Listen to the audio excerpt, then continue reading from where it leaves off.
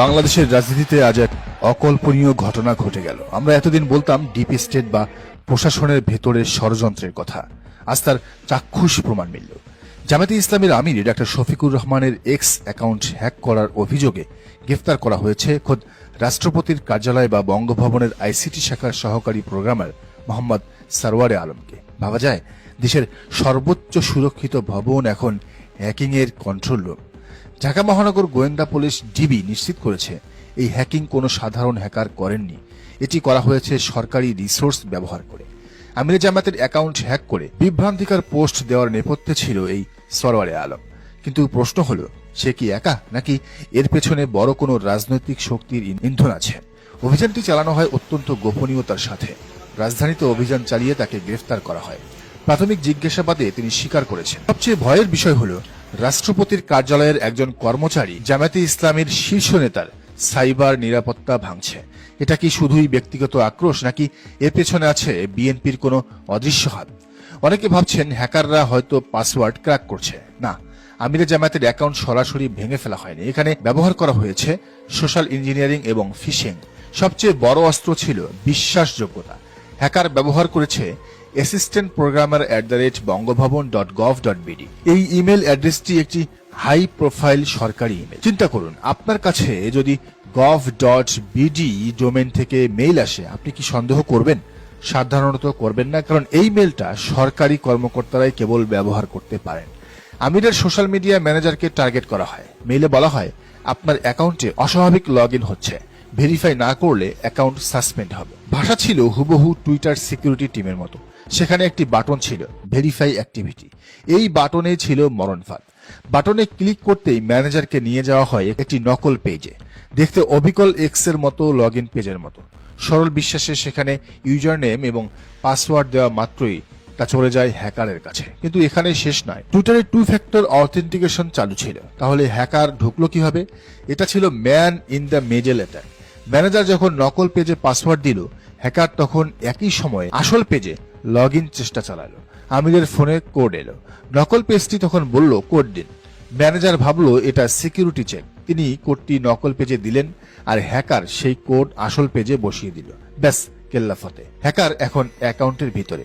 অপরাধী যত চালাকি হোক, ডিজিটাল ফুটপ্রিন্ট রেখে যায়। ডিবি পুলিশ প্রথমে মেইল সার্ভারের হেডার বিশ্লেষণ করে। সেখানেই দেখা যায় মেইলটি এসেছে বঙ্গভবনের সাবডোমেন থেকে, অর্থাৎ হ্যাকার নিজের অফিসিয়াল মেইল ব্যবহার করেই এই ক্রাইমটি করেছে। অতি আত্মবিশ্বাসী কাল হলো তার। বঙ্গভবনের আইসিটি শাখার লগ চেক করে দেখা যায় কোন কম্পিউটার থেকে ওই সময়ে মেইলটি গেছে। সেখানে ইউজার অ্যাক্সেস ট্রেইল ধরে সরওয়ারে আলমকে শনাক্ত করা হয়। প্রমাণ এতটাই মজবুত ছিল যে তাকে গ্রেফতার করতে ডিবিকে দ্বিতীয়বার ভাবতে হয়। কেন করলেন তিনি এটা? টাকা খেয়ে? সূত্র বলছে, প্রাথমিক জিজ্ঞাসাবাদে কোনো আর্থিক লেনদেনের প্রমাণ মেলেনি। তিনি স্বীকার করেছেন, এটি ছিল ব্যক্তিগত রাজনৈতিক সমর্থন এবং সম্পর্ক নির্ভর সহায়তা। সোজা কথায় তিনি বিএনপির অন্ধ সমর্থক বা বিএনপির কোনো নেতার নির্দেশে তিনি এই কাজটি করেছেন। সরকারি চেয়ারে বসে দলের এজেন্ডা বাস্তবায়ন। অ্যাকাউন্টে ঢুকেই তিনি রিকভারি মেইল, ফোন নম্বর সবকিছু বদলে ফেলেন এবং সাথে সাথে দলীয় সিদ্ধান্তের বাইরে গিয়ে বিভ্রান্তিকর পোস্ট দেওয়া শুরু করেন। উদ্দেশ্য পরিষ্কার, নির্বাচনের আগে জামায়াতের মধ্যে ভাঙ্গন ধরানো এবং নেতাকর্মীদের বিভ্রান্ত করা। এটা ছিল বিএনপির একটি সুপরিকল্পিত সাইবার ওয়ারফেয়ার। আমিরে জামায়াতের রেশ কাটতে না কাটতেই নতুন খবর, জামায়াতের সেক্রেটারি জেনারেল মিয়া গোলাম পরওয়ারের টুইটারও হ্যাক হয়েছে। একই প্যাটার্ন, একই টাইমে। এবং ইন্টারেস্টিং বিষয় হলো, এই হ্যাকিং এর খবর সবার আগে জানলো ছাত্রদল নেত্রী মানসুরা। সাধারণত হ্যাকাররাই সবার আগে লিক বা হ্যাকিং এর খবর জানে। মানসুরা কিভাবে জানলো? তার মানে কি এই হ্যাকিং সিন্ডিকেটের সাথে ছাত্রদল সরাসরি জড়িত? সারওয়ারে আলম বঙ্গভবন থেকে টেকনিক্যাল সাপোর্ট দিচ্ছেন, আর মাঠ পর্যায়ে ছাত্রদল সেটা প্রচার করছে। এটি একটি অর্গানাইজড ক্রাইম সিন্ডিকেট।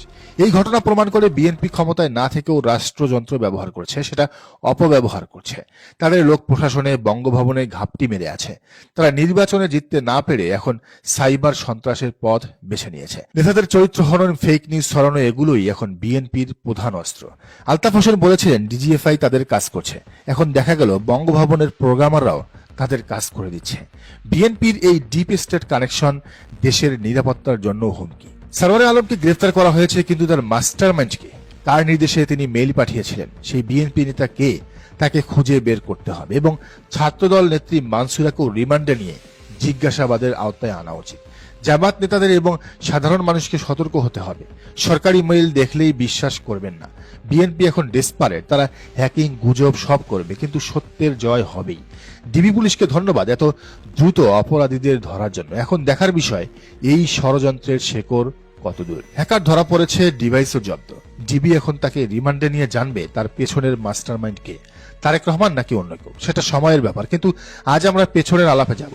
এই হ্যাকটা কেন করা হয়েছিল? টাকা চাইতে না, করা হয়েছিল আমিরে জামাতের টুইটার থেকে নারীদের নিয়ে বাজে মন্তব্য করার জন্য। উদ্দেশ্য ছিল জামাতকে নারী বিদ্বেষী এবং ওয়ার্কিং ওমেনদের শত্রু হিসেবে চিহ্নিত করা। কিন্তু যারা এই নাটক সাজিয়েছিল তারা হোমওয়ার্ক করতে ভুলে গেছে।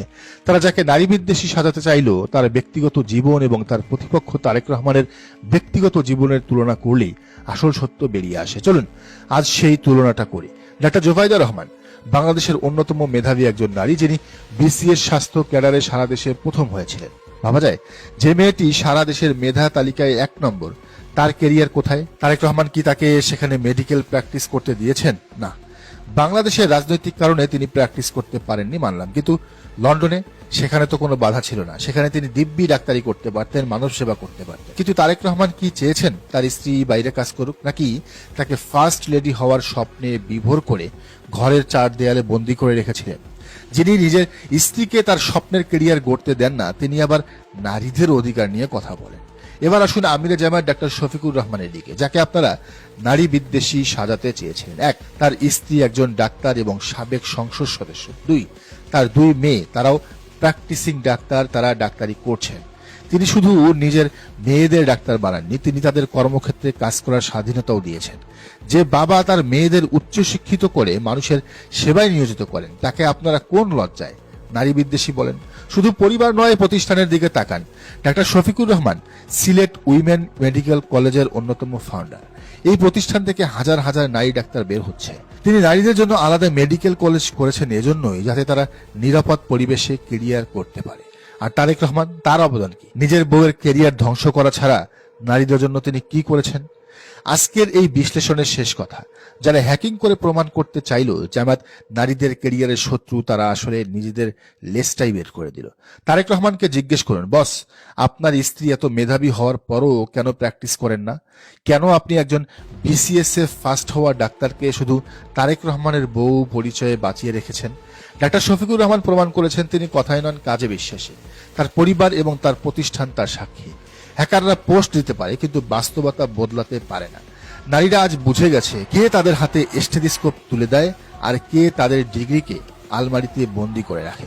তারেক রহমান আগে নিজের ঘর সামলান, তারপর অন্যদিকে আঙ্গুল তুলবে।